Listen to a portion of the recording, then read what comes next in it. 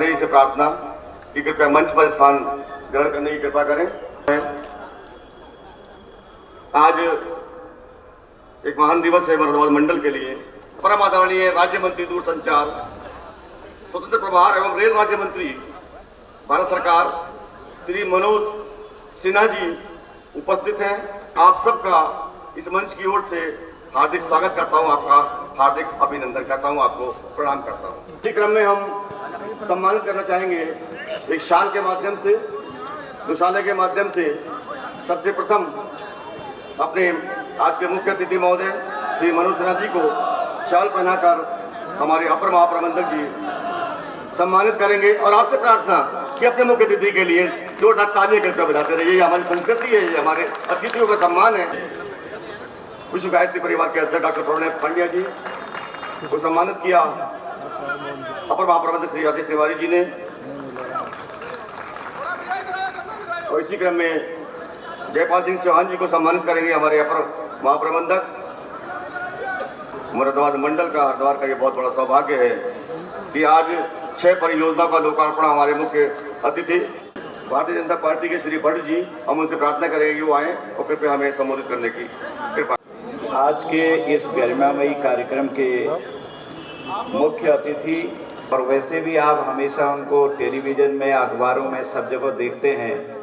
उनकी दौड़ भाग से पूरा देश वाकिफ है और उनका छात्र जीवन से ही समाज के प्रति बहुत लगाव रहा है। आप BHU के अध्यक्ष भी रहे हैं ऐसे मनोज सिन्हा जी।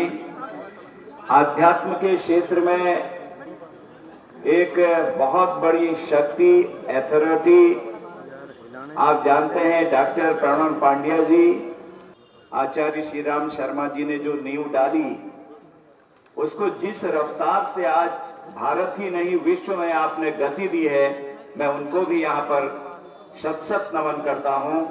प्रातः स्मरणीय है, प्रातः वंदनीय है और भारत ही नहीं विश्व में उनका नाम है। हमारे बहुत ही तेज तर्रार सांसद हैं और संसद के अंदर भी आप जब प्रश्न उठाते हैं, ऐसे रमेश पोखरियाल निशंक जी पूर्व में मुख्यमंत्री हमारे रहे हैं, जिनकी वजह से आज हमको यहाँ पर आने का सौभाग्य प्राप्त हुआ। सराय का प्रारंभ किया है अपनी सांसद निधि से। एक बहुत बड़ा अद्भुत कार्य आपने किया है। यूं तो लोग अपने लिए जीते हैं, लेकिन समाज के लिए जीने वाले ये कतार में जितने लोग यहाँ मंच पर हैं, सब लोग हैं।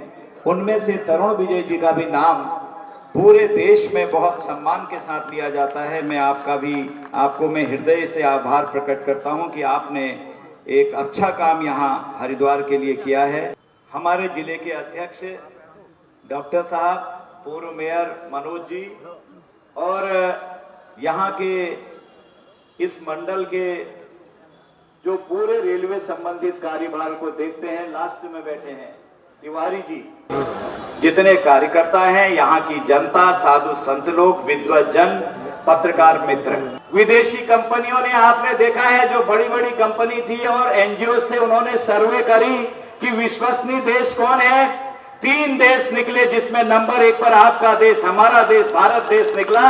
ये मोदी जी की करामात है। इतने अच्छे यात्री निवास मैंने अभी देखे हैं, इतने अच्छे टॉयलेट यहाँ बनाए हैं, स्वचालित सीढ़ियां, कोच गाइड प्रणाली, CCTV कैमरे, अद्भुत बना दिया। जिसकी जरूरत आज हरिद्वार को थी, वो पूरा माननीय मंत्री जी ने यहाँ पर पूर्ण किया है। आज उसका लोकार्पण अभी किया है।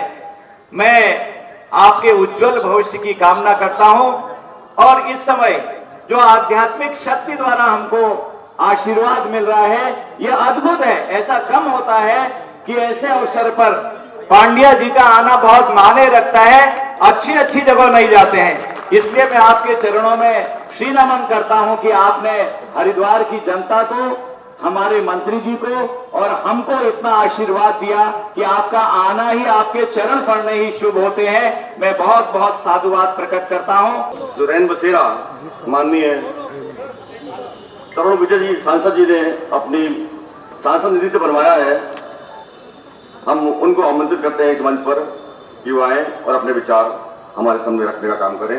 आदरणीय सांसद राज्यसभा तरुण विजय जी। जी, हम सबके लोक लाडले लोकप्रिय अत्यंत महिमावान श्रद्धेय मनोज सिन्हा जी, आज केवल इस कार्यक्रम के लिए आप पधारे, हम हृदय से आपका आभार व्यक्त करते हैं। हम सबके लोक लाडले और लोकप्रिय हमारे मार्गदर्शक और हमारे पथ प्रदर्शक, हमारे प्रदेश भाजपा अध्यक्ष आदरणीय अजय भट्ट जी, मेरे मित्र और सखा, मेरा और रमेश पोखरियाल निशंक जी का एक ऐसा संबंध है जो राजनीति से परे का संबंध है और हम हर कार्यक्रम में आपकी शुभकामनाएं लेते हैं।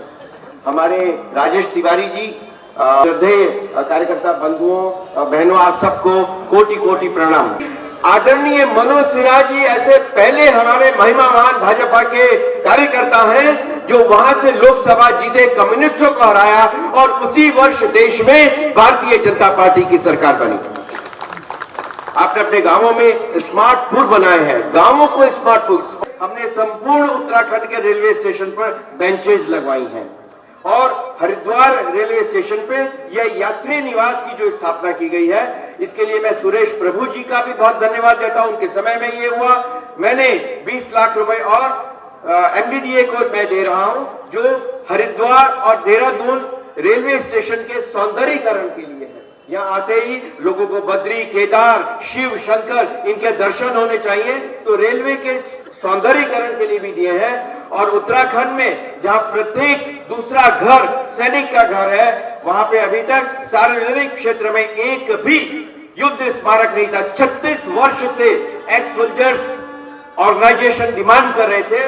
वह आदरणीय नरेंद्र मोदी जी के आशीर्वाद से और उनके सपोर्ट से, उनकी प्रेरणा से उनके साथ मेरी बैठक हुई जिसमें उन्होंने बताया कि इसमें ऐसे ऐसे करो, तो नरेंद्र मोदी जी के कारण श्री मनोहर पर्रिकर जी रक्षा मंत्री वहां पे आए और उन्होंने 2.5 करोड़ रुपए वहां पे सांसद निधि से दिए, जिसमें उत्तराखंड का पहला युद्ध स्मारक देहरादून में बन रहा है, उसका भूमि पूजन श्री मनोहर पर्रिकर जी ने किया और हमें पूरा विश्वास है कि उसका उद्घाटन करने के लिए प्रधानमंत्री नरेंद्र भाई मोदी देहरादून में आएंगे। लेकिन ये क्यों हो रहा है? क्योंकि हमारी आंखों में सपने डॉक्टर हेडगेवार के हैं। हम राष्ट्रीय स्वयंसेवक संघ के स्वयंसेवक हैं। हमारी आंखों में परम वैभवशाली भारत को बनाने का सपना है। भारत में हमारे धर्म के लिए जो कार्य हो रहा है उसकी रक्षा हो। इन्हीं शब्दों के साथ मैं पुनः बारंबार श्रद्धेय मनोज सिन्हा जी को अपनी कृतज्ञता और उनका अभिवादन करता हूँ। गायत्री को भारतीय संस्कृति की जननी कहा गया है और वेदों का सर्वश्रेष्ठ मंत्र गायत्री मंत्र, और इस संस्कृति को, गायत्री मंत्र को जन जन तक पहुंचाने का बीड़ा विश्व गायत्री परिवार ने लिया है। हमारा सौभाग्य कि उनके अध्यक्ष श्रद्धेय पूज्य डॉक्टर प्रणव पंडित जी हमारे बीच में उपस्थित हैं। हम उनसे विनम्र प्रार्थना करेंगे कि वो मंच पर आए और अपना आशीर्वाद देने की हमें कृपा करें। आपसे प्रार्थना इस महान संत के लिए एक बार जोरदार तालियों से उसका स्वागत करने की कृपा करें।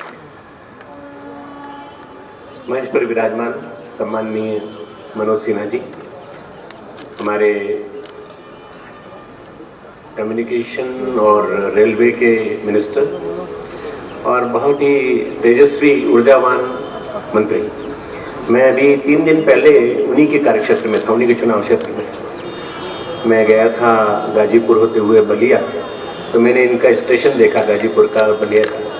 मैं समझता हूँ कि आपने अपने कार्यक्षेत्र में जो काम किया है वही सारे भारत में ऐसा होने जा रहा है, ऐसा तरुण विजय जी ने करके दिखा दिया है यहाँ पर। तो सारे के सारे स्टेशन इस तरह से हो जाए तो कितना बढ़िया है। माननीय श्री रमेश पोखरियाल जी, हमारे भूतपूर्व मुख्यमंत्री, श्री अजय भट्ट जी, हमारे तरुण विजय जी जो इसके पूरे के इसी स्थापना के, इस कार्य के संयोजन में प्रमुख भूमिका है जिनकी, और अन्य मंच पर विराजमान हमारे सभी प्रतिनिधिगण, भाइयों बहनों, देवतुल्य भाइयों, देवी स्वरूपा बहनों, शक्ति स्वरूपा माताओं, हमारे पत्रकार मित्रों, आपने भी 1 घंटे हमारे शांति कुंज के कार्यकर्ताओं के युग संगीत को सुना। उसमें मैसेज छिपा पड़ा है। हम सबको अपने आप को बदलना है। हम बदलेंगे, युग बदलेगा। हम भी बदलेंगे और हम जहाँ जाते हैं, जहाँ से जाते हैं, जिस रास्ते से जाते हैं उसको ही बदलेंगे।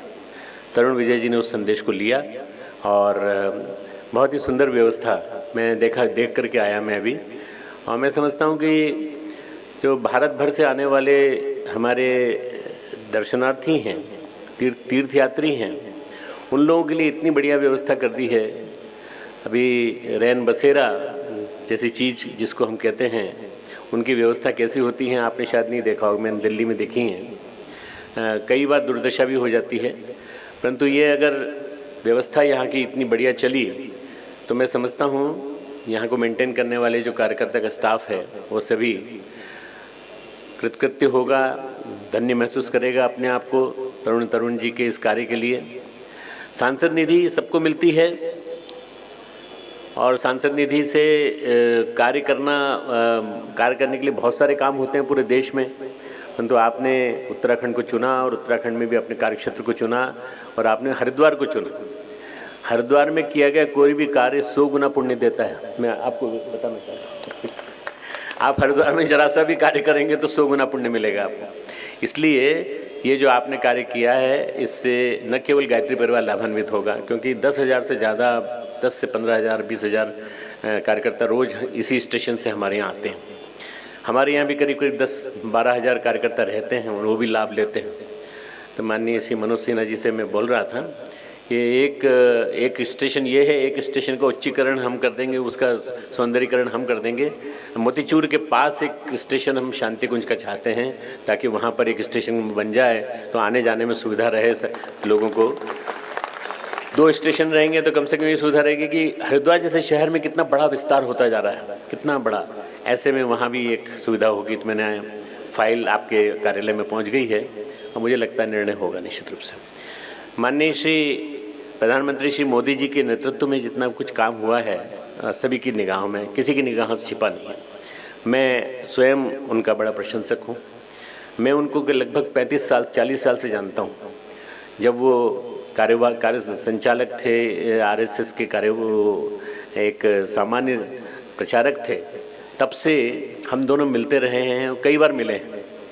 और मैं समझता हूँ कि उनके हाथ में देश का भविष्य सुनिश्चित रूप से सही है और जिस ढंग से वो कर रहे हैं काम, उनको आश्वासन चाहिए हरिद्वार की जनता से।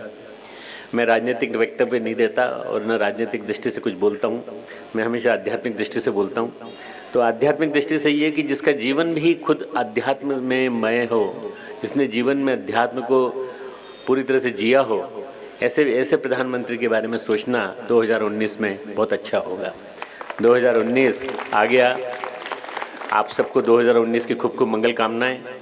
और इस 2019 में मैं माँ गायत्री से प्रार्थना करता हूँ कि ऐसे शुभ संकल्प उभर कर आए, जैसे माननीय श्री तरुण विजय जी ने बना के खड़ा कर दिया। ऐसी प्रेरणा सब सांसदों को मिले, सब अपने अपने विधायकों को मिले और वो अपने अपने क्षेत्र में प्रगतिशील योजनाएं बनाएं ताकि जनता को लाभ मिले, सीधे जनता को जाके लाभ मिले। ऐसा कुछ काम करें। गायत्री परिवार यहाँ आता है, हर महीने स्टेशन की सफाई करता है और नियमित रूप से करता रहा है। आगे भी हम करते रहेंगे और इस रैन बसेरे को भी हम सुरक्षित बनाए रखेंगे। इतना आश्वासन हम रेल राज्य मंत्री जी को देते हैं और आदरणीय हमारे तरुण विजय जी को भी देते हैं कि हम लोग इसका ध्यान रखेंगे। आप निश्चिंत रहें, हमारे पास कार्यकर्ताओं की सेना है बहुत बड़ी। आश्रम तो यहाँ बहुत हैं, पर कार्यकर्ता हमारे पास हैं और कार्यकर्ता हमारे पास जैसे हैं वो कमिटेड हैं, सरेंडर्ड हैं, पूरे समर्पित व्यक्तित्व वाले हैं। इन्होंने सारे भारत के कोने कोने में अलग जगाया है। मैं माननीय मनोज सिन्हा जी से प्रार्थना करूंगा कि कभी जब समय मिले तो एक बार आप शांति कुंज के लिए समय निकालें, देव संस्कृति विश्वविद्यालय के लिए समय निकालें, तो आप वहां आकर के देखेंगे कि एक ऐसी बढ़िया क्रांति हो रही है जिससे कि नए मानस गढ़े जा रहे हैं, नए व्यक्तित्व गढ़े जा रहे हैं। आपको आनंद आएगा, आपको देख के बहुत अच्छा लगेगा। खूब खूब मंगल कामनाएं, खूब खूब सबको गायत्री माता का आशीर्वाद और माननीय मनोज सिन्हा जी के लिए भी खूब खूब आशीर्वाद गायत्री माता के लेके आया हूं मैं, ताकि उनको आगे बढ़ने का मौका मिले। बहुत बहुत धन्यवाद और आभार श्रद्धेय पंड्या जी का।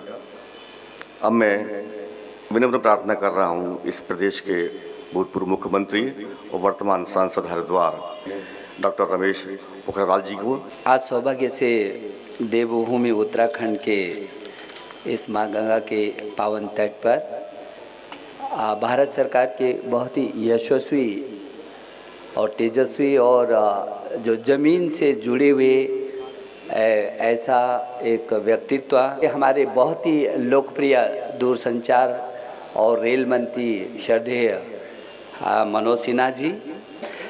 हमारा सौभाग्य है कि आज हमारे पूज्य जो गायत्री परिवार जो संपूर्ण विश्व जिसने अपने एक बड़ा परिवार बनाया है, और मेरा सौभाग्य है कि पूज्य श्री राम शर्मा जी के चरणों में भी मुझे बहुत बार अवसर मिला उनके सानिध्य को पाने का, और उस महान अभियान को अपने हाथ में लेकर के डॉक्टर प्रणव पंड्या जी जब वो विदेश में अपनी डॉक्टरी करते थे और तब से लेकर के और उस अभियान को अपने हाथ में लेकर के आज देव संस्कृत विश्वविद्यालय कुलाधिपति और गायत्री परिवार के अध्यक्ष के नाते जो पूरे परिवार के अभियान को विश्व में भारत की संस्कृति का परचम लहरा रहे हैं, ऐसे हम सब के बहुत ही पूजनीय श्रद्धेय डॉक्टर प्रणव पंड्या जी।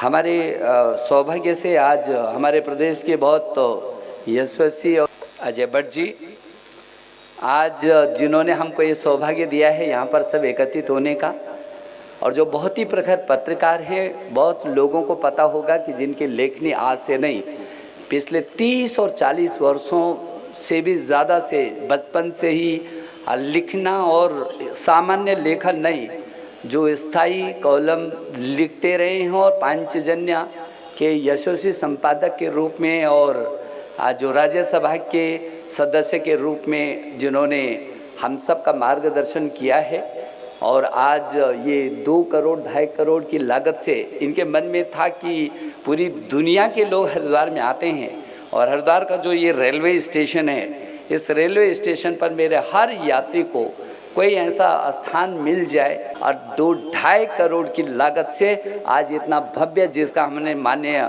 मंत्री जी उद्घाटन के लिए आए हैं, हम आपका भी सारे लोग अभिनंदन करते हैं और आपके आशीर्वाद का हम जो भविष्य में भी अपेक्षा करते हैं।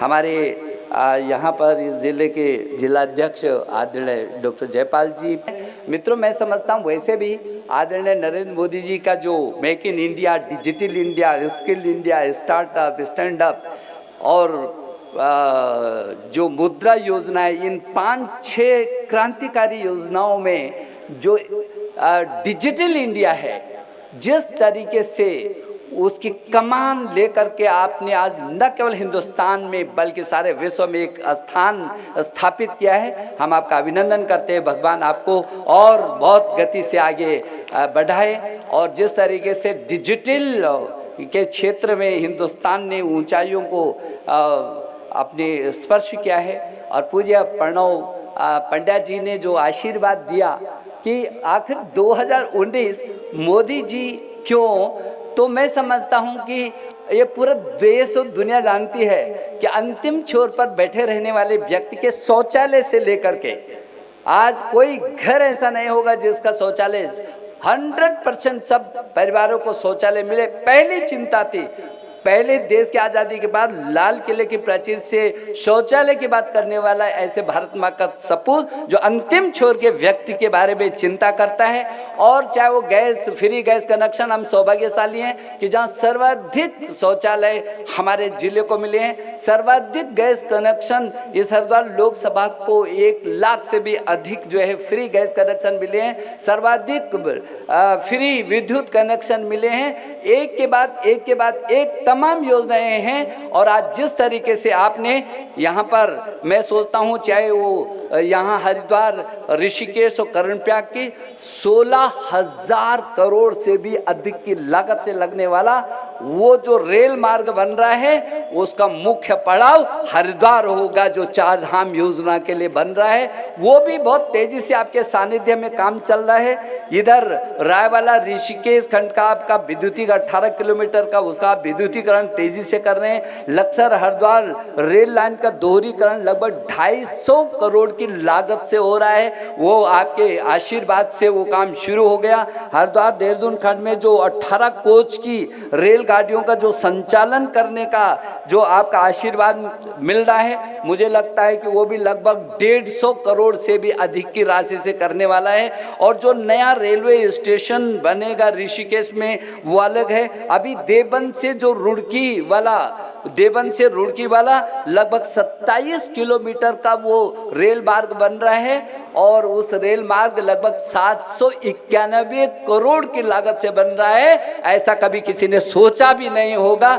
जिस तरीके से आपके सानिध्य में ये अभियान चल रहा है, उसमें जरूर कुछ किसान मिले थे, आपसे हमने अनुरोध भी किया और आपका मार्गदर्शन भी चाहिए कि 9 गाँव में से 4-5 गाँव ने तो वर्तमान दर पर उसका मुआवजा मिला है। 4 गांव ऐसे थे जिनको पुराने समय में उनकी, क्योंकि एक परिवार के एक व्यक्ति को नौकरी पाने के अनुबंध पर उन्होंने उस समय मुआवजा ले लिया था। अब थोड़ा सा कठिनाई है। मुझे भरोसा है कि वो चारों गांवों के लोग भी यहाँ पर आए हुए हैं, उनको आपका आशीर्वाद मिलेगा। मोकमपुर में आपने पुल बनाया 55 करोड़ से, मैं उसके प्रति भी आपका आभारी हूँ। माननीय मंत्री जी को मैंने बताया था और मुझे भरोसा, उन्होंने कहा यहाँ फाटक था, हो जाएगा, ऐसा मुझे आश्वस्त भी किया है। और वहाँ के गाँव के लोग भी, सब लोग यहाँ पर आए हैं, आपका आशीर्वाद मिलेगा। और मैं उस समय जब फाटक वे रास्ता बंद हो गया था, तो मैं उसके प्रति, ये जो DRM है वो लोग कैद हो गए थे, मैं अभी मंत्री जी को कह रहा था कि 8-10 हज़ार लोगों की उधर कैद हो जाते हैं। तो उस समय भी रात को आपने उस फाटक को, वो रास्ते को खोला है। और मैं मंत्री जी से बहुत ही विनम्र तरीके से हरिपुर कला और ये जो मोतीचूर रेलवे फाटक वाला जो समस्या है हमारी, क्योंकि पूरा उधर का सारा जाता है, और वहाँ पर एक छोटा सा रेलवे का भी, बहुत पुराना मोतीचूर हमारा सबसे पुराना रेलवे स्टेशन होता है, यदि वो भी विकसित हो जाएगा तो उसके प्रति भी हमारा आभारी है। और सारे यहाँ पर महिला भी और तमाम लोग भी आपका अभिनंदन करने के लिए यहाँ पर आए हैं। भाई और बहनों, मैं समझता हूँ कि चाहे रुड़की का जो बीच 514, उसके लिए भी आपने 38 करोड़ रुपए स्वीकृत किए हैं, और चाहे वो इकबालपुर हो, ढंडेरा हो, लक्सर अंडरपास हो, मैं समझता हूँ, क्योंकि हम मंत्री जी को सुनना चाहेंगे, लेकिन मैं आपको आश्वस्त करना चाहता हूँ, भारत की आज़ादी के बाद रेलवे के क्षेत्र में सर्वाधिक काम हुआ तो इस समय हुआ, वो आपके नेतृत्व में हो रहा है। कभी आपके मन में यदि आए यहाँ पर एक रेलवे का नर्सिंग कॉलेज भी बन जाए, तो जब भी आपका मन होगा, जब, क्योंकि अभी आदरणीय प्रणव पंडित जी ने कहा कि जो यहाँ का हरिद्वार का किया गया काम का 100 गुना पुण्य होता है, तो वो हमारी ताकत, सरकार को, आप शक्तिशाली मंत्री हैं हमारे, और हमारी सरकार को भी उसका ताकत मिलेगी। मैं सिर्फ ये कहना चाहता हूँ, आदरणीय प्रणव पंडित जी ने 2019 की बात की, मैंने कहा था कि अंतिम छोर पर बैठे रहने वाले व्यक्ति के शौचालय से लेकर, और दुनिया के 2 देश सशक्त शक्तिशाली देश हैं, एक और चीन है और दूसरी ओर अमेरिका है।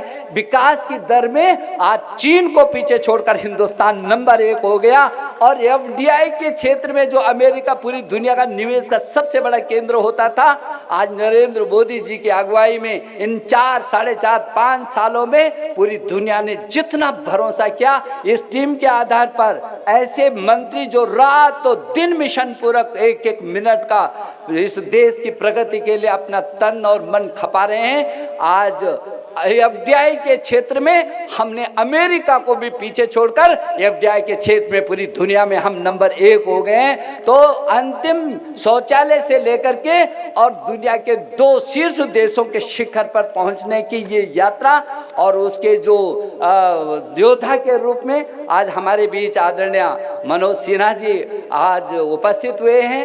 हम एक बार पुनः दिल की गहराइयों से आदरणीय मनोज सिन्हा जी का अभिनंदन करते हैं, आपका स्वागत करते हैं। बहुत बहुत धन्यवाद। अब जिस व्यक्तित्व के बारे में आदरणीय निशंक जी चर्चा कर रहे थे, जो आज के हमारे कार्यक्रम के मुख्य अतिथि हैं, भारत सरकार के मंत्री हैं, हम सबके प्रिय नेता हैं, जनप्रिय नेता हैं, उनको मैं सादर विनम्र प्रार्थना सहित आमंत्रित करना चाहूँगा। मंच पर विराजमान श्रद्धेय प्रणव पंड्या जी, लोकसभा के वरिष्ठ सदस्य, यहाँ के लोकप्रिय नेता, उत्तराखंड के पूर्व मुख्यमंत्री श्रीमान रमेश पोखरियाल निशंक जी,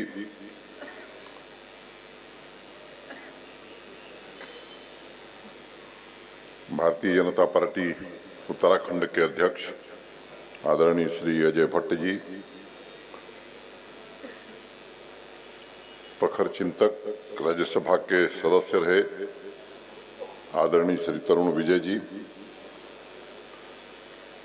उत्तर रेलवे के अपर महाप्रबंधक श्री राजेश तिवारी जी, मंच पर विराजमान पार्टी के यहाँ के जिलाध्यक्ष जी, पूर्व महापौर जी, मंडल रेल प्रबंधक मुरादाबाद श्री के सिंघल जी, गायत्री परिवार के सभी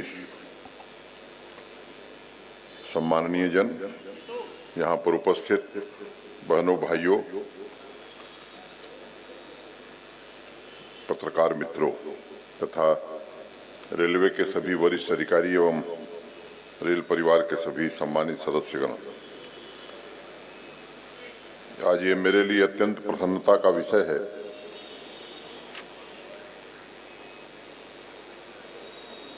कि तरुण विजय जी के कारण मुझे इस पवित्र नगरी में उपस्थित होने का अवसर मिला। मैं क्षमा चाहता हूं तरुण विजय जी से, लगभग पिछले 20-25 दिनों से किन्हीं कठिनाइयों में ये कार्यक्रम नहीं बन पा रहा था और पहले ही उन्होंने कहा कि जाकर जे पर सत्य से नेहू सोते ही मिले न कछ संदेहू। तो मैं उसको दूसरे तरह से देखता हूँ। मुझे लगता है कि मेरे लिए यही लिखा था कि आज ही के दिन इस पवित्र स्थल पर मैं आ पाऊंगा, तो ये मुझे आने का सौभाग्य प्राप्त हुआ। तरुण विजय जी को अपनी ओर से, भारतीय रेल की ओर से मैं हृदय से साधुवाद देना चाहता हूं और उनका अभिनंदन करना चाहता हूं, जो उन्होंने देश भर से आने वाले श्रद्धालुओं के लिए जो आज रैन बसेरा बनाया है, जिसमें सामान्य और गरीब व्यक्ति भी सारी सुविधाओं से युक्त है, अच्छे प्रकार से मौसम के दुष्प्रभाव के बिना भी उसको झेलते हुए ठीक से रह सकेगा। मैं फिर एक बार आपको हृदय से धन्यवाद देता हूं। और केवल यही नहीं, जैसा उन्होंने खुद बताया कि उत्तराखंड के सभी रेलवे स्टेशनों पर यात्री सुविधाओं के विस्तार की दृष्टि से तरुण विजय जी ने अपने सांसद निधि का सदुपयोग किया है। यात्रियों के लिए बेंच बनवाने का काम और बाकी अन्य कार्यों को उन्होंने पूरा किया है। हरिद्वार एक पवित्र नगरी है, मां गंगा के किनारे बसी हुई है। मोटे तौर पर जो सरकारी आंकड़ा है 10,000 यात्री प्रतिदिन हरिद्वार रेलवे स्टेशन पर निशंक जी आते हैं और मेलों के दौरान ये संख्या बढ़ती है। यहाँ का मुख्य स्टेशन या कहूँ प्रवेश द्वार रेलवे की दृष्टि से होने के कारण यहाँ के लोगों की भी अपेक्षा थी और मैं समझता हूँ ये देश की आवश्यकता भी थी कि हरिद्वार के रेलवे स्टेशन में यात्री सुविधाएं पर्याप्त हों और इस स्टेशन का भी पूरी तरह से विकास किया जाए। कई काम आज पूरे हुए हैं, एस्केलेटर्स लगे हैं, लिफ्ट लगी है, जीआरपी और आरपीएफ के लिए अलग से थाना बनाया गया है। तरुण विजय जी ने जो बनाया हुआ आपने देखा है। और वो जो पब्लिक यूटिलिटी के लिए एक बना है, रेल विकास निगम लिमिटेड ने 2 करोड़ रुपए से 2 करोड़ रुपए खर्च करके रेल विकास निगम लिमिटेड ने यहाँ पब्लिक यूटिलिटी मैंने टॉयलेट और स्नान घर बनाने का काम किया है। तो अनेक इस तरह के काम इस स्टेशन पर हुए हैं, जिसका आज आप सबको, जिसको हम लोगों ने आज समर्पित किया है। तरुण विजय जी की जितनी मैं प्रशंसा करूं मुझे लगता है कम है। सामान्य तौर पर भारतीय रेल की चुनौती क्या रही? मुझे लगता है कि आज़ादी के बाद जिस अनुपात में देश में की आबादी बढ़ी, यात्रियों की संख्या भी बढ़ी और माल भाड़ा भी बढ़ा। अंग्रेज जो रेल का इंफ्रास्ट्रक्चर छोड़ करके गए थे, 47 में जितने यात्री थे आज उससे 24 गुना यात्री ज्यादा हो गए। और रेलवे के इंफ्रास्ट्रक्चर में हम उस अनुपात में वृद्धि नहीं कर सके। और इसके पीछे जो कारण था कि रेल में निवेश कम होता था। अगर हाईवे और रेलवे की तुलना करें तो जब से पेट्रोल डीजल पर सेस लगा इस देश में, तो हाईवे के क्षेत्र में रेलवे की तुलना में 6 गुना से ज़्यादा निवेश हुआ है। इसलिए देश भर में अच्छी सड़कें दिखाई पड़ रही हैं। उसका श्रेय श्रद्धेय अटल बिहारी वाजपेयी जी को जाता है, जिन्होंने इस काम को अपने हाथ में लेकर के शुरू किया और आज उसको मोदी जी की सरकार और आगे बढ़ा रही नितिन गडकरी जी के नेतृत्व में। रेलवे कम निवेश की शिकार रही है और देश के वर्तमान प्रधानमंत्री श्रीमान नरेंद्र मोदी जी ने, जो भारतीय रेल को सामान्य आदमी का परिवहन मानते हैं, इस बात को समझा और भारतीय रेल में निवेश को बढ़ाया। 2014 के पहले मोटे तौर पर 48,000-49,000 करोड़ रुपए देश भर में भारतीय रेल की विभिन्न परियोजनाओं पर खर्च होते थे। पिछले साल भारतीय रेल ने 1,30,000 करोड़ रुपए खर्च किए हैं और इस साल 1,48,000 करोड़ रुपए खर्च कर रही है। सीधे 2.5 गुना 3 गुना निवेश बढ़ा है। अगर मैं उत्तराखंड की बात करूं तो 2014 के पहले सामान्य तौर पर 110 करोड़ 120 करोड़ रुपया उत्तराखंड को मिलता था। अब वो 550-600 करोड़ रुपया उत्तराखंड की विभिन्न परियोजनाओं पर भारतीय रेल पिछले 3 वर्षों से खर्च कर रही है और जिसका परिणाम ये रहा है कि पिछले 4 वर्षों में लक्सर हरिद्वार खंड का विद्युतीकरण 28 किलोमीटर हमने पूरा किया है। हरिद्वार देहरादून खंड का विद्युतीकरण अक्टूबर 2016 में 50 किलोमीटर का काम हम पूरा कर सके हैं। हरिद्वार स्टेशन पर नया प्लेटफार्म मेले के कारण और उस बुकिंग कार्यालय ये भी बनाया था और जिसका जिक्र किया अभी माननीय सांसद जी ने, 36 से मोकमपुर में आरओबी का निर्माण, रेल ओवरब्रिज, रोड ओवरब्रिज का निर्माण 55 करोड़ रुपए की लागत से 2018 में पूरा किया। एक नया फुट ओवरब्रिज भी हरिद्वार में बनाया है और डिजिटल इंडिया का नाम उन्होंने मेंशन किया, इसलिए वाईफाई की सुविधा भी वो भी मुफ्त में उपलब्ध कराई है हरिद्वार स्टेशन पर। कई स्टेशनों पर है जिसमें हरिद्वार भी शामिल है। अब वाईफाई की सुविधा उपलब्ध होने के बाद लोग गूगल से कम संपर्क कर रहे हैं, सिनेमा डाउनलोड करके ज़्यादा आकर के रात को घर में देख रहे हैं। इसका कभी कभी दुरुपयोग ज़्यादा हो जा रहा है।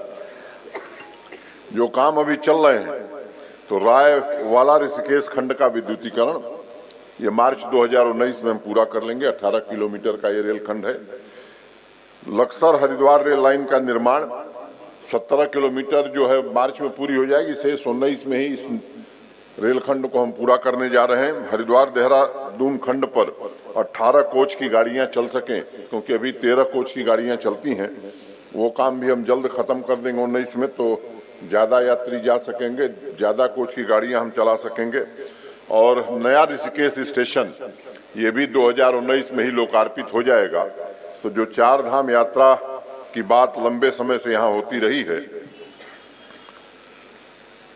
जिसको करने के लिए प्रधानमंत्री जी स्वयं पूरी तरह से प्रतिबद्ध हैं और बताया अभी निशंक जी ने कि 16,000 करोड़ से ज़्यादा की योजना है ये 2017 में परियोजना शुरू हुई थी।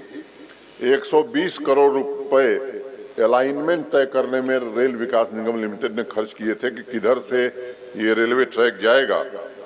2 अलाइनमेंट तय हुए हैं, एक गंगोत्री जी और यमुनोत्री जी के लिए, दूसरा बद्रीनाथ जी और केदारनाथ जी के लिए। फाइनल अलाइनमेंट भी हम इस साल पूरा करने जा रहे हैं उसका।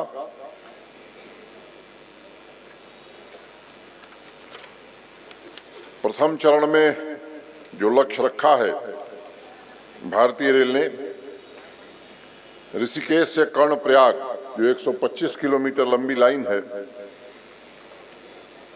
फेज 1 में 2020 तक कार्य हम पूरा करेंगे और पूरी योजना 2024 तक पूर्ण कर ली जाएगी। तो मुझे लगता है केवल उत्तराखंड के लोगों के लिए नहीं बल्कि देश भर के श्रद्धालुओं को आने जाने में काफ़ी सुविधा उससे होगी।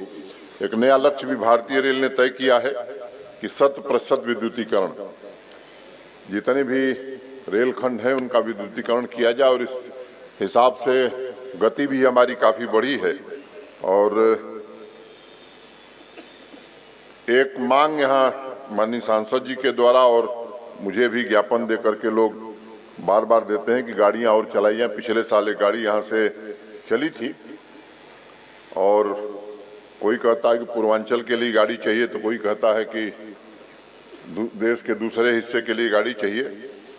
ये जो इंफ्रास्ट्रक्चर का काम हो रहा है और ख़ास तौर से देहरादून यार्ड का जो काम हो रहा है, ये दोहरीकरण का जो काम हो रहा है, मैं समझता हूँ कि ये काम पूरा हो जाएगा तो फिर भी आपको कहना नहीं पड़ेगा कि यहाँ की गाड़ी चले। भारतीय रेल खुद इस बात की चिंता करेगी। लेकिन आज जिस तरह का कंजेशन है, उसमें गाड़ी जब हम चलाते हैं तो गाड़ी चलाने के बाद प्रश्न उठता है कि समय से गाड़ी नहीं चल रही है, ये भी कठिनाई है। लेकिन आवश्यकता के हिसाब से मोटे तौर पर भारतीय रेल ने अधिकाधिक गाड़ियां पिछले 4-4.5 वर्षों में चलाई है। और मित्रों, जो काम दोहरीकरण के, विद्युतीकरण के, 3rd line, 4th line, satellite station loops के पिछले 4.5 वर्षों में स्वीकृत हुए हैं, एक बार वो काम पूरे हो जाए। हृदय से आभार व्यक्त करता हूँ अपनी ओर से और भारतीय रेल की ओर से कि आपने हमारे कार्यक्रम में उपस्थित होकर के इस कार्यक्रम की गरिमा बढ़ाई है। और पंड्या जी ने कहा कि यहाँ जो काम होता है उससे पुण्य बहुत मिलता है, तो काम तो हम लोग किए नहीं, काम का श्रेय ले रहे हैं। पता नहीं उससे पुण्य मिलेगा कि नहीं मिलेगा, वो प्रभु जाने और गंगा माँ जाने। लेकिन मित्रों, 4.5-5 वर्षों में मैं मानता हूँ कि देश के राजनीति की केवल शब्दावली श्रीमान नरेंद्र मोदी ने नहीं बदली है, बल्कि देश की कार्य संस्कृति को बदला। और आज लोग महसूस कर रहे हैं, अनेक बातें कही गई, मैं कोई राजनीतिक बात यहाँ से नहीं करना चाहता हूँ, लेकिन कई सवालों पर हम सबको गर्व की अनुभूति होती है कि जब 2014 में सरकार बनी थी तो हम दुनिया की 10वीं बड़ी अर्थव्यवस्था थे। आज हम फ्रांस को पीछे छोड़ करके दुनिया की 6ठी बड़ी अर्थव्यवस्था बन गए हैं। और मैं मानता हूँ कि आने वाले कुछ समय में ही जिस देश के कभी हम गुलाम थे इंग्लैंड के, उसको पीछे छोड़ते हुए दुनिया की 5वीं बड़ी अर्थव्यवस्था हम होंगे। नीति आयोग का एक आकलन है कि 2025 के बाद जो विश्व की 3 सबसे बड़ी अर्थव्यवस्थाएं होंगी, उनमें हिंदुस्तान होगा। आज हम ठीक कहा निशंक जी ने कि दुनिया की जितनी भी इंटरनेशनल मॉनेटरी रेटिंग एजेंसियां हैं, सबने एक स्वर से बात मानी है, स्वीकार की है कि सबसे तेज गति से बढ़ने वाली अर्थव्यवस्था आज हमारी है। इसके कारण रोजगार के अवसर भी प्राप्त हो रहे हैं। और जहां एक तरफ नेक्स्ट जनरेशन इंफ्रास्ट्रक्चर बनाने का काम सरकार ने किया है, वहीं मैं समझता हूं कि समाज कल्याण और गरीब कल्याण की योजनाओं को भी काफी ध्यान देकर के पूरा करने का काम किया है। और मैं एक बात बार बार कहता हूं कि आज़ादी के बाद ये पहली सरकार है जो गांव में दिखाई पड़ती है। सामान्य रूप से गांव का आदमी भारत सरकार को महसूस कहाँ करता था? जब बैंक में जाता था, पैसा निकालता था, समझता था ये भारत सरकार है। पोस्ट ऑफिस में जाता था, समझता था ये भारत सरकार का है। रेलगाड़ी में चलता था तो मानता था कि भारत सरकार का है। हवाई जहाज में बैठता था तब उसे समझ में आता था कि हवाई जहाज भारत सरकार चलाती है। या उत्तराखंड के लोग जब मोर्चे पर भारत की सेना खड़ी होती तो लोग मानते थे कि भारत की सेना खड़ी। लेकिन आज मैं कहता हूं कि गांव के सामान्य आदमी से पूछे, बिजली किसने दी? मोदी ने। शौचालय किसने बनाया? माने भारत मोदी ने। बैंक का खाता किसने खोला? मोदी ने। सामाजिक सुरक्षा किसने दी? मोदी ने। गैस किसने दिया? मोदी ने। 5 लाख के इलाज की सुविधा आयुष्मान भारत में किसने दिया? मोदी ने। मैंने गांव तक, मैं समझता हूं गांव के गरीब आदमी तक भारत सरकार पहली बार आजादी के बाद खड़ी हुई दिखाई दे पड़ रही है।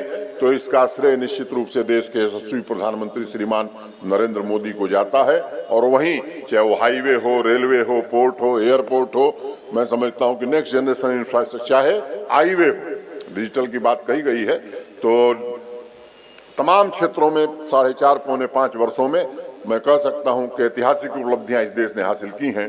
भारतीय रेल को जो गौरव प्राप्त है, मैं बार बार ये बात कहता हूं कि भारतीय रेल के जो हमारे कर्मचारी हैं, 13 लाख से भी ज़्यादा लोग जो इस भारतीय रेल में काम करते हैं, और सैनिक होते हुए भी जिस तरह सेना के जवान, उत्तराखंड के बहुत लोग सेना में हैं, सीमा पर मुस्तैद रह करके देश को चैन की नींद सोने में मदद करते हैं, वैसे मैं भारतीय रेल के सभी अधिकारियों और कर्मचारियों के प्रति भी कृतज्ञता ज्ञापित करता हूं।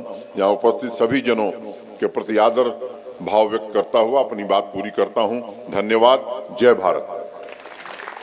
बहुत बहुत धन्यवाद और आभार माननीय मंत्री जी का।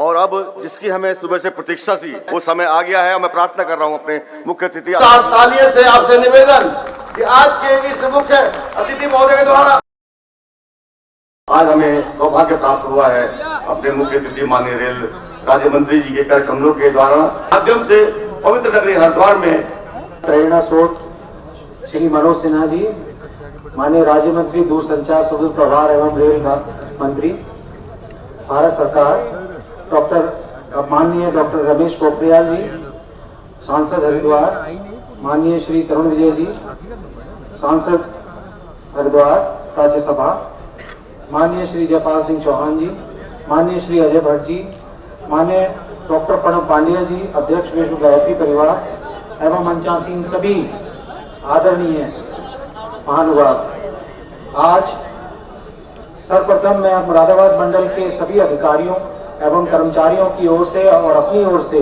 मंच पर आसीन सभी गणमान्य महानुभावों का अभिनंदन करता हूं, जिन्होंने आज यहां आकर अनुग्रहित किया